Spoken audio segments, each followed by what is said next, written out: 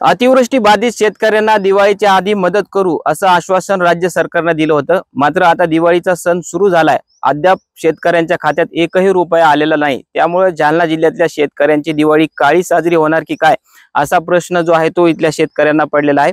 माझ्यासोबत हे सगळे शेतकरी आहेत, आपण त्यांच्याशी बोलूयात। दादा, मला सांगा की आता शेतकऱ्यांना मदत करू, नुकसान भरपाई देऊ असं आश्वासन सरकारने दिलं होतं। तुमच्या खात्यात आता किती रुपये आलेत? आमच्या खात्यात एकही रुपया आलेला नाही आणि ते म्हणले तुमची दिवाळी साजरी करू, पण ते काही दिवाळी साजरी करीत नाहीत। आजपासून आता दिवाळी चालू झालेली आहे आणि मग कापूस असा झालेला आहे आमच्या, याला बाजारात नाही कोणी घेत नाही, काही नाही। याचे ते 3000 रुपये क्विंटल मागते याला, आणि मग त्याच्या 3000 आमची कशी दिवाळी व्हायची? एक तर वाहून गेलो, इतकं पाणी होती कापसामध्ये, सारा भिजला आमचा कापूस आणि याला काहीच नाही। हे असे खिडक्या बोंडे आहे, मग हे देऊ म्हणते ते लवकर द्यायला पाहिजे होतं, नाही तर म्हणायचंच कशाला आम्ही दिवाळीच्या आधी देऊ, असं आमची नम्र विनंती हो। आमचं गोड तोंड करायला पाहिजे होती यांनी, पण यांनी केलं नाही, मग आम्ही यांचं काळं तोंड करू एक दिवस, असं आमची इच्छा आहे। दादा, सरकार मदत करणार होतं, मात्र अद्याप मदत पोहोचलेली नाही। कशा पद्धतीने तुम्ही निषेध केलाय सरकारचा? सरकारच्या या शासन निर्णयाची आम्ही आज होळी केलेली आहे। काल 2 दिवसात 2 शासन निर्णय सरकारने काढलेत। एक 480 कोटी रुपयाचा निधी वितरणाचा GR काढला। यामध्ये जालना जिल्ह्यातील फक्त 1827 शेतकऱ्यांचा समावेश आहे। या जिल्ह्यामध्ये जवळपास 7 लाख शेतकरी आहेत आणि या 7 लाख शेतकऱ्यांना मदत देण्याऐवजी फक्त 1800 लोकांना 82 लाख रुपये निधी वितरणाचा हा काल शासन निर्णय सरकारने काढला। त्याचा आम्ही निषेध करत आज होळी केलेली आहे। तसेच दुसरा एक शासन निर्णय सरकारने काढला 1356 कोटी रुपयाचा मराठवाड्यातील इतर जिल्ह्यांना मदतीचा हा GR आहे।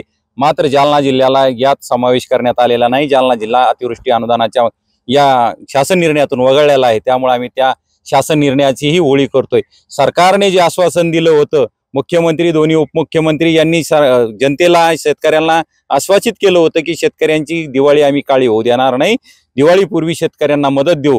अजून मदतीचा GRच नाही तर मदत कशी मिळेल?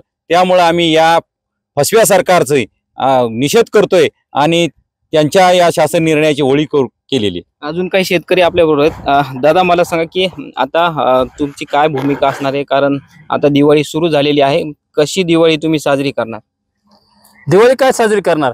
या सरकारच्या भरोश्यावर आम्ही बसलो होतो की हे कुठंतरी आमचे अश्रू पुसतील, आम्हाला थोडीफार का होईना दिवाळीला मदत होईल, परंतु असं कुठेही अंदाज यांचा दिसत नाही। यांच्या नुसत्या घोषणा आहेत, यांचे नुसते कागदोपत्री घोडे नाचवणं यांनी लावलंय की आम्ही हे दिलं ते दिलं, करोडो रुपये देतो, करोडो रुपयाचं पॅकेज जाहीर करतो। वास्तवात शेतकऱ्याच्या खात्यावर 1 रुपया 1 छदामही यायला तयार नाही। दुसऱ्या बाजूला घोषणांचा तर महापूर रोजच्या रोज येतोय, कुठलीही मदत आजपर्यंत झालेली नाहीये आणि आम्ही या सरकारचा जाहीर निषेध करतोय आणि अशी अपेक्षा ठेवतोय की मायबाप सरकार किमान दिवाळीच्या तोंडावर तरी 2 घास लेकरांच्या तोंडात गोड जातील, यासाठी थोडीफार चिमूटभर का होईना आम्हाला मदतीची अपेक्षा या सरकारकडनं आहे। दादा, तुम्ही काय सांगाल, कशा पद्धतीने तुम्ही सरकारकडे आता मागणी करणार आहात? कारण दिवाळीचा सण जो आहे तो आता सुरू झालेला आहे। सरकारकडे आता मागणी मला तरी वाटतं करू नये शेतकऱ्यांनी, कारण आता मागणी करून काही फायदा नाही।